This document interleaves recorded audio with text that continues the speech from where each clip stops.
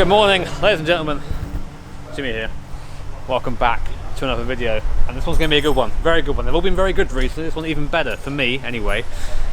Today is our debut, I would say. I think debu's fair, given this is essentially a completely new car now, of our Time Attack Mazda MX5. You might remember, like 10 months ago. I think it was 10 months ago now. We came here and didn't have a very good time. The car overheated, we broke a diff, it wasn't really set up very well.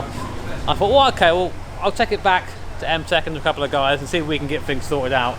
And then that turned into a 10-month period, and now the car is essentially completely new. And I'm going to do my best to go over everything that's changed in it. It might take a little while, but it's worth it, trust me.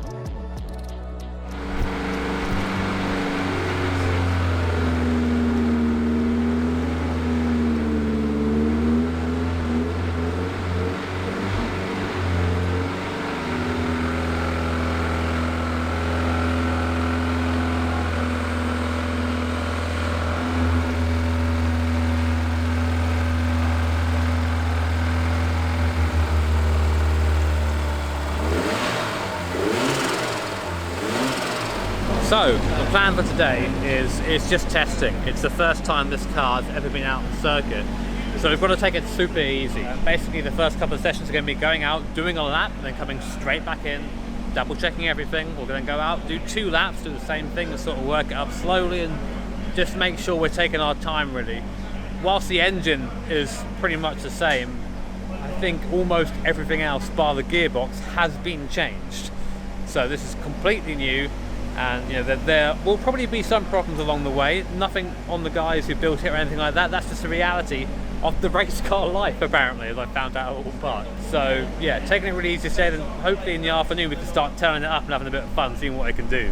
Also, we're at Brands Hatch. There you go. I've got to say that. I like Brands Hatch. Just turn it off. Blue one again. Yeah, all right. Remember, don't push the red one. And with the mirror set and everything triple checked, we went out for our first sight lap in the MX5, and oh my god, I can't tell you how amazing this was. I had a massive smile underneath my visor just being able to be in this car after such a long period and hearing it boosting again and seeing how much more serious it looks. It's a bit of a dream come true seeing this car come together. Yeah, I know I don't really give it across that much in the video in front of the camera because I was just nervous about testing it, but genuinely it was so cool to get out on circuit finally. Even if it was just on this first sight lap, just cruising around behind this MR2, just making sure that nothing is alarming. I'm keeping an eye on the temperatures at all times, keeping an eye on the boost, making sure it's not over boosting, just doing all the really simple things with the goal of just coming straight back into the pit lane at the end and reporting back to the guys, getting the car checked over and getting ready for a bit more vigorous testing a little bit further down the line.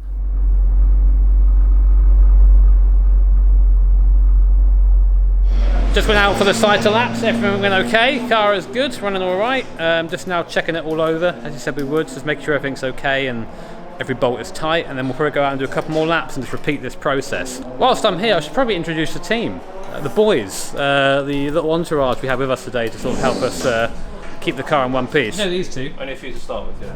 This one's Andy. Hello. He was here last time. He's here again to try and make sure I don't do anything stupid. We met this one too. He literally pulled the car in from the pit lane by it through a wing, just on his own. Guy's an absolute behemoth. Thanks, Jimmy. From M-Tech we have Dan down here. Hello, Dan. Alright. And we have Sam from... Sam, what's the name of your business? AMS Fabrications. AMS Fabrications, there you go. So while I'm here, I think I should probably actually show off the car a bit and talk about it, because there's so much stuff that's happened to this car since we've last seen it. So voiceover Jimmy here. Past Jimmy got a little bit too excited about what was going on and really badly explained all the big cool things that have changed with the car. Of course, you've seen already some of the aero on there, the splitter and the rear wing, and pretty much any bit of bodywork that's been changed in the car was all done by AMS, which is Sam's company. He's done a fantastic job. The car looks absolutely amazing. Everything mechanical has been carried out by the guys at M-Tech, and that includes but not limited to brand new differential, brand new exhaust, the inside of the car being painted as well as painting the cage mint. The cage, by the way, also done by Sam at AMS. New LS coils and new oil coolers on the engine as well as the cockpit being changed around. We have a CarTech panel and an AIM dash which controls pretty much everything now, so no original electrics exist in the car pretty much. And the car's been retuned to make a healthy 340 brake horsepower on the high boost. We also have some awesome heat management for the guys at Funk, so a new turbo blanket as well as a downpipe cover, I think that's what it's called anyway, and a lot of heat shielding towards the back of the car as well, around the exhaust area to try and keep that heat in places we want it and away from things we don't want it in. And then I think the pièce de résistance is that we have a full 4-way competition suspension kit from the guys at KW. There's so much adjustment on these that we just have so many different options with setup choices, and it's really going to open up how we drive this car and how we approach different circuits. Having them on board and their support is going to be invaluable for our time attack effort. So a big thank you to everybody who's helped put this car together. It looks gorgeous. Anyway, back to the action. We're back out on circuit after again checking everything over. Everything seemed okay at the time, just letting this catering by on my outlap, just trying to get the car up to temperature, and again looking out for any sort of warning signs. When I come through clearways and I notice there's a fairly big warning sign. As I look down to the left hand side and notice, oh, that's a lot of smoke. That's not meant to be there, of course. So I immediately got off the throttle, started to calm down a little bit, and then came back into the pit lane to get it checked out.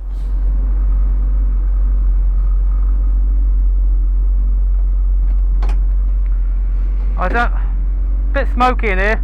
Yeah, that's right. Well, we'll get it in, we'll get it off the ramp. We'll give it a once over now. All right. See if anything's burning. Everything on this car, everything pretty much is custom at this point. So we expect some things to have issues. We have actually had an issue with the fuel filler cap, which is a little bit loose. So we leaked a tiny bit of fuel onto the rag we have wrapped around it, so we're just getting that sorted out right now, and then we'll go back out. Right now, car's understeering a lot, but I think because the tyres are cold, and hopefully once we can have a bit of free time to get out there, we're going to actually be able to push it a little bit and see what it can do. The next plan is to go out, do 3 flying laps, see how it reacts. Basically, that's all we can really do. Just go out and see how it reacts. Go out and see how it reacts. That's all we're going to do all day. So panic over. Car wasn't on fire. Always a nice thing to realise. I mean, this is just one of those things you sort of learn. I knew turbo blankets needed a bit of bedding in, but I didn't know they smoked so much when they did. So, obviously nice to have that in the back of your mind now when driving around. And I sort of know if I get smoked like that again, don't take it too seriously, but still watch out for it. Yeah, that makes sense. But the goal now was to get out there and actually start winding the car up a little bit. We're still on the lowest boost settings. We're still running only about 260 horsepower, maybe even 250. Not running much power at all at the moment, especially with this aero. And one of the things we were encountering was drag. A lot more drag, of course, with this aero setup, so have to try and tweak that out. And of course, here in one of my first flying laps, tyres still cold. Oh, a little bit of a sideways moment there, a little bit of an excursion, using that front splitter as a bit of a lawnmower. Much to the dismay of Sam, who saw me go through there. He did the splitter and spent a lot of time working on it, so didn't want to see it get broken. But coming through Paddock Hill now, so starting to go a little bit quicker. Still struggling quite a lot of aero and mechanical understeer. Big scrape there of a splitter as we come through the compression, and that's just going to be something that happens. It doesn't really cause any damage. It's just nice to know sort of we are starting to get that splitter working. But when it does hit the floor, it does mean we lose that downforce, so you have to make sure it's happening at the right time. Holding third gear for now into Graham, a little bit softer into there on the throttle and exit after the last lap as well. And now coming down the back straight, go up into fourth gear, coming up to 30s, and just a little bit of a tap of the brake on the way in for now. It's going to be a lot quicker than that, I think, as the day goes on, but for now, just on the brake, nice and easy. Try and carry the speed into clearways, try to, but you can see how much I'm having to work the wheel there. The front end just not really biting at all. A lot of grip on the rear, not much on the front at the moment, which means our lap time, not too impressive for now. I think a 57.8 on our first time out. So a lot of time to improve, and we're not even on the high boost yet, but car's starting to work well, so getting more and more confident as the laps go on.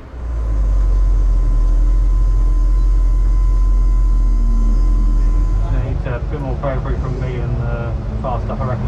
Yeah, but you got to get used to it in the end, mate. Great. But setup was better. Yeah. Didn't dip as much. Good. That's exactly what we wanted. Really But we didn't lose the back end by stiffening it too much, basically. No, I think that was to me being a bit. And it was early on. Yeah, Tyres might not have been quite there. We might come down on pressures again because those are starting to sort of get really sticky, but not quite, so we need to come down. I don't think it comes down to that. Good. Brakes. Brakes fine. Now you're driving them properly. Yeah, because nice. Hit it hard. It was nice. Good. There's still more time in paddock. Druids, I'm about as late as I can be now. Really carrying the speed in. Downforce is nice. It's working. You can feel it. Definitely. Good stuff, man. Happy?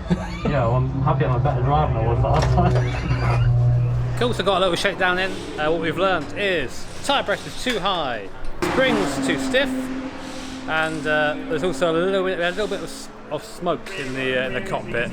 I don't think it was anything bad. It was just, from what I could see, the turbo blanket settling in. So when a turbo blanket settles in, it sort of burns itself into place, so to speak, and gives off a bit of smoke, which is actually still doing it now at the moment. So all good. I think we had a tiny bit of oil out of one of the filters, maybe not filters, sorry, out of the cooler. This is exactly why we're doing this, really, just to learn these things. Otherwise, car feels great. Not really pushed it at all yet, but you can really feel it has downforce. You can really feel that it's quicker and stiffer, and actually a car and not floppy. So I'm looking forward to actually getting to turn it on later. It feels great so far. So after a little brief chat with Andy, we decided to try and do something unheard of with this car so far, which is try and do 5 laps in a row. Completely new car, again, remember, so 5 laps in a row at some decent pace is always going to be a little bit spooky. Still running on that low boost, not gone off the low boost at all so far, so still running 250, 260 horsepower. Again, not going to set the world alight, and you can see by this Radical SR1 just putting past us in a straight line. Again, with this aero and with this boost, really, we need to be on high boost to make the aero work better and sort of overcome the drag, but for purposes of testing, we weren't too bothered about that and not too bothered about time. It's just about getting the car, again, shaken down. So really slowly sort of bringing the car up to speed. I'm in no rush here. I've got the entirety of the afternoon to look forward to as well. Just got to try and make sure the car's in one piece by then. A Janetta GT4 making their way through as well. As I try and I'm just seeing what the guys in front are doing. You can see they're taking a lot of curb and I'm not.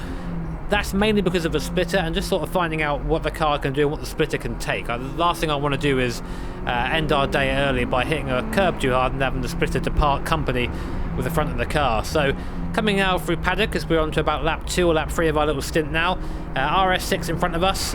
We are quicker than the road cars around here. We really should be when we are. But you can only pass on the straights on this track day, so I had to sort of concede the corner to him and pass on the way down to the little straight here. So coming through 30, just a bit more confident through there now. It becomes a bit of a blend, so you roll off the throttle to about 10%, then back on again instead of touching the brake pedal. And just making sure the balance of the car is nicer through there than it would be normally. You can see still struggling a lot with understeer, aero and mechanical. We have made some changes to try and counteract that, but need to be a bit more extreme, I think. And finally I've got a little bit of free track. I think, you know what, let's go for a quicker lap. Braking a bit later than normal. Again, just sort of letting the car roll into the corner, not driving it into the corner still at paddock, not pushing yet. That can come later on. Looking for a decent braking point up here at Druids, but braking a little bit earlier than normal, but still just rolling the speed in, not really being too aggressive with the brake, just being nice and easy for now. Down the hill, using 4th gear now, could be the better run out of Druids. And now we come up behind a Caterham who very nicely indicates us to go through. He does compromise our line though, coming into Surtees, so a little bit slow on the way in, but still carrying the speed. The aero really starting to switch on through there now as we get quicker and quicker through there. And now through clearways, trying a slightly different line. You can hear the tyres starting to give up, going a little bit wider on exit now and using this Caterham in front for a tow down the straight. Of course I'm interested. Oh, what time have I done? What time? How fast are we going? Despite me saying I wasn't interested, you always are interested in your times. We do a 56.5, so mid 56, so good, going in the right direction now. Let's try and improve on that. Let's come up the hill to Druids, but then suddenly my run would come to an end.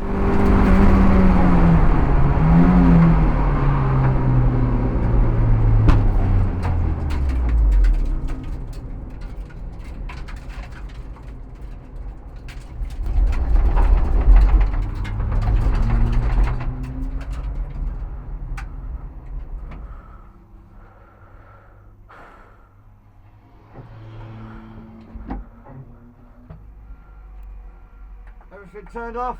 Yes, mate. Okay, mate.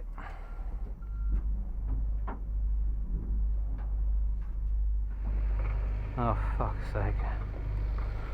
Cheers, lad. Sorry about this.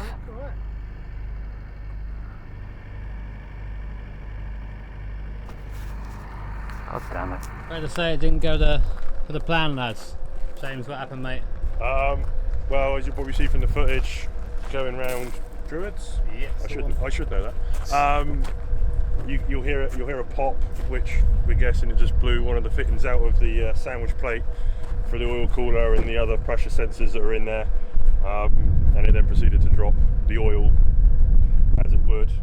Obviously the ECU shut it down, so fingers crossed, shouldn't be any other drama. Put another blank in there, and, but obviously we can't go back on track even if we had it, because as you can probably well see, there's oil all over the splitter, and we just haven't got the ability to clean it, and I wouldn't want to put that back on track. Jimmy's already made enough mess. So we're going to retire the car, play it safe, get it back to the boys at MTech, and obviously they can work their magic as per usual. Yeah, fingers crossed. Where's the offending piece? Do we have it? That was the pop you guys heard, was something deciding to go for a little walk. It was this thing popped off the end, and when that goes, there's essentially a hole in your oil system. It goes everywhere. So yeah, most of Drury is now covered in oil dust. Sorry about that, lads. People who are driving here today. I got it off circuit as quick as I could, but not what we needed really. We needed the entire day to get this car up to speed. We were just starting to find a little bit of pace, starting to work on setup, and then bam, day over. We're still half a day to go. So we needed this test today, we really did. But just one of those things, sometimes components fail. Yeah. Fuck. So yeah, we're going to transport a few days into the future now into a hotel room in Manchester. But obviously not the ideal end to the day. It's just one of those things, really. At the time, I was sort of frustrated just because we needed laps, but you know that passes soon enough when you sort of learn the car is fine. No engine damage whatsoever. It just basically leaked oil, which we can replace easy enough. So, car is fine to go out again for another test.